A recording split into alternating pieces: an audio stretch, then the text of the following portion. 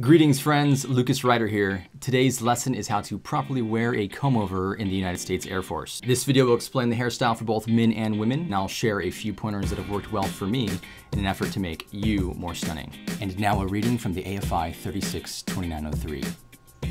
Chapter 3, Grooming and Appearance Standards. Bear with me because this wording is a little old-fashioned. Hair, male and female, will be clean, well-groomed, present a professional appearance, will not contain excessive amounts of grooming aids, e.g. gel, mousse, pomade, and moisturizer, appear lopsided, touch to either eyebrow, or in below an imaginary line across the forehead at the top of the eyebrows that is parallel to the ground. So that was for both male and female. The AFI then gets down to specifics between sex. As such, I'll explain it for the gents first, and then I'll explain it for the ladies, but ladies, definitely don't fast forward because this kind of applies to you, and I'll explain later. So my hairstyle, because it's the weekend, is up, and now since I'm teaching this, let's get this hair right.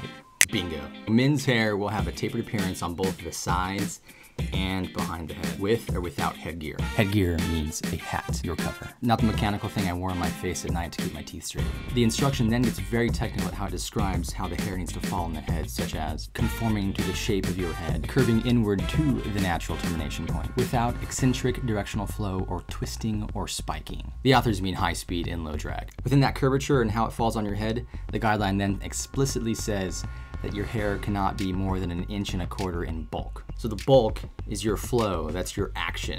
That's the sweet spot, that's everything in the front. And the back of your head can't exceed 1/4 inch from the natural termination point. Think of all the variety of fades. Your hair will not touch or protrude out from the front of your hat, and then prohibited examples are etched designs. Now for the ladies. Minimum hair length is 1/4 inch and not to exceed 3 inches in bulk from the scalp. Now ladies, the most curious thing for you is the figure that explains your bulk requirement. This varies depending if you wear your hair short or medium. I believe the comb-over is a medium. Hair length, however, is inconsistent for men and women according to this figure. I just stated the instruction. Here are some of my pointers. Find a barber that cuts your hair right and stick with them.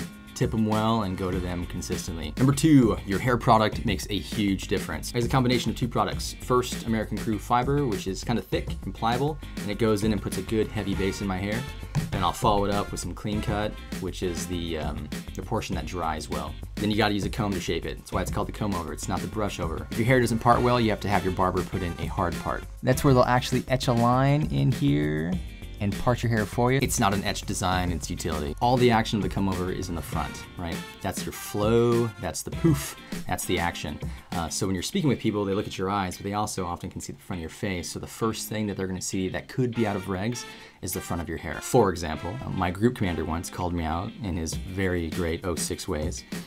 Polite, but I left the conversation knowing that I needed to get a haircut. I was confident though that my hair did not exceed 1.25 inches in bulk, so I figured out an idea and it worked. I basically got a sticky note and I drew the 1.25 inch line on it, just like that, right? And I went back to my boss and I put it in my hair and I put it against my head, and he saw that in fact my hair did not exceed the line was still above it. He laughed and he went and got one of his sweet stamps and he stamped it, meaning that he approved it.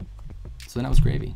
You can call that the length device, and you heard it here first. And most importantly, have fun and show your personality with your hair. The AFI specifically states that it applies when you're in uniform, so at work, or when you're in civies in an official capacity, like public speaking or traveling on TDY. When it's the weekend, go huge, have fun, you know, spike your hair, be messy, be weird, be cool, be funky. Have fun with it, make it huge, make it great, because to quote the AFI 36-2903, airmen have the right within established limits to express their individuality through their appearance. But also, the Air Force has defined what is and what is not an acceptable professional military image for airmen. And finally, your hair must allow proper wear of a hat, a helmet, or a chemical mask and conform with safety requirements. And ultimately, it's the commander's call for what is and what is not within standards. Hairstyle is one of the few ways that you can express your personality while in uniform, so don't squander it. Have fun. I'll see you later. You have something under your eye.